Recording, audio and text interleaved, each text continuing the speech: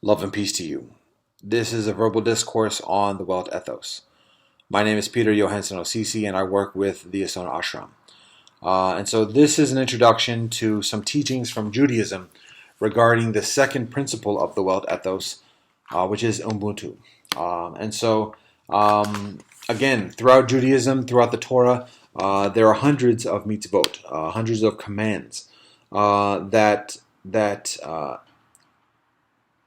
compel the children of Israel to behave righteously.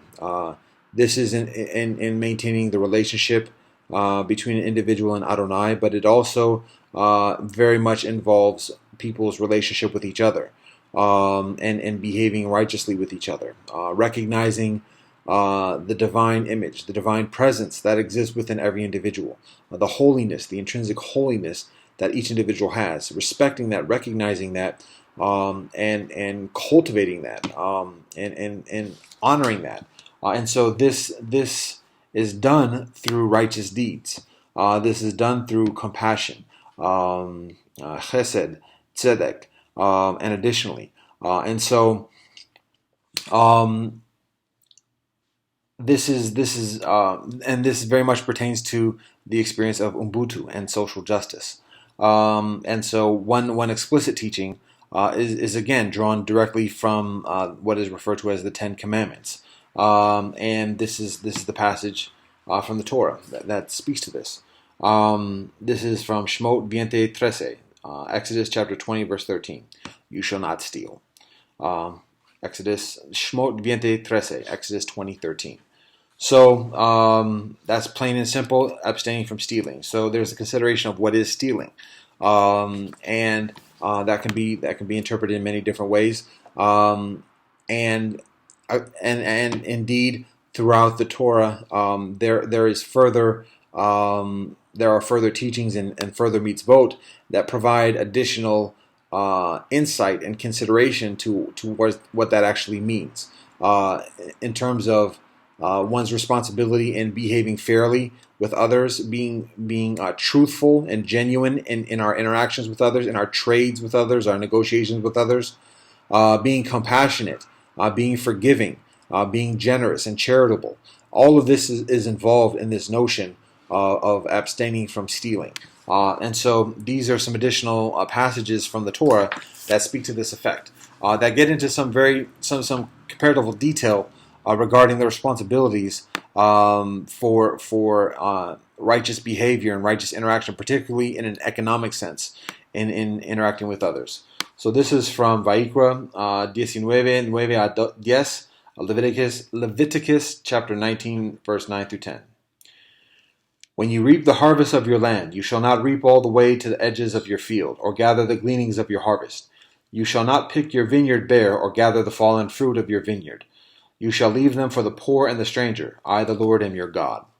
That's Vayikra 19:9-10, Leviticus chapter 19, verse 9 through 10.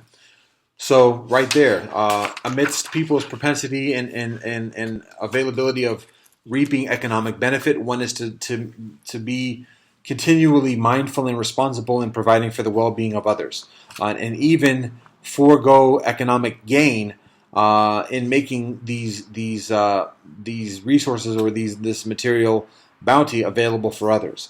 And again, within Devarim 23, 25 and 26, this is further this is indicated in a different way. That is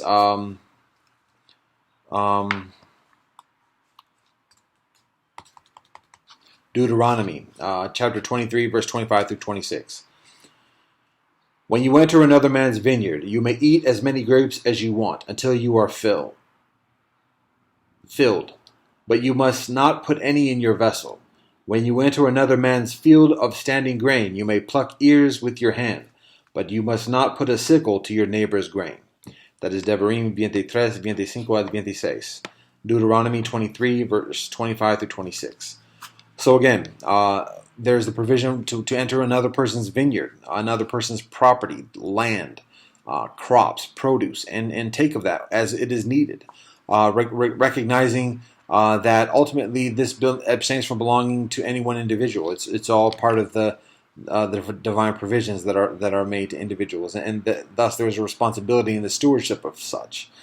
So when somebody has a need, that's when someone has a need. There's responsibility in making it available to satisfy that need. Here, this is another passage that deals again specifically with the idea of righteous negotiation and bartering or trade and commercial interaction. This is from Vayikra 19:11-18, Leviticus 19:11-18. You shall not steal. You shall not deal deceitfully or falsely with one another. You shall not swear falsely by my name, profaning the name of your God. I am the Lord. You shall not defraud your fellow. You shall not commit robbery. The wages of a laborer shall not remain with you until morning. You shall not insult the deaf or place a stumbling block before the blind.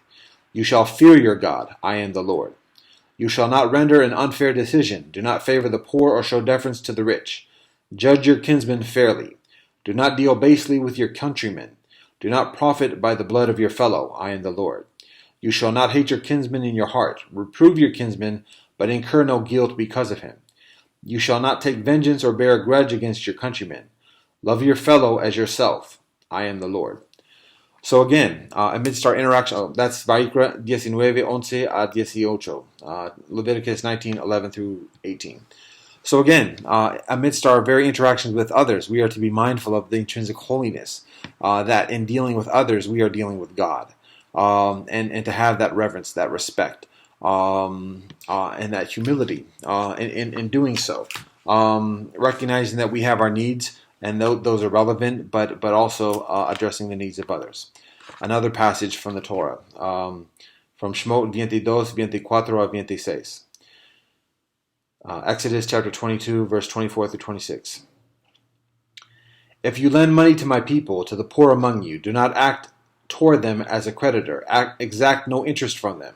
If you take your neighbor's garment in pledge, you must return it to him before the sun sets.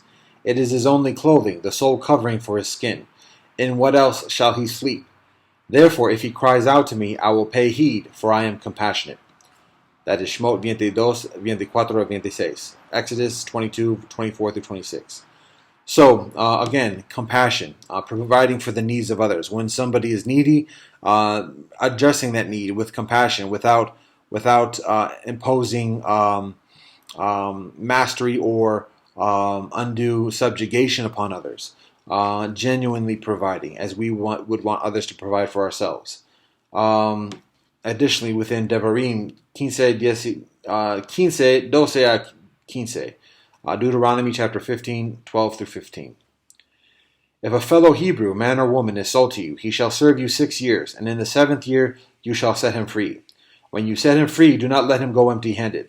Furnish him out of the flock, threshing floor, and vat, with which the Lord your God has blessed you. Bear in mind that you were slaves in the land of Egypt, and the Lord your God redeemed you. Therefore I enjoin this commandment upon you today.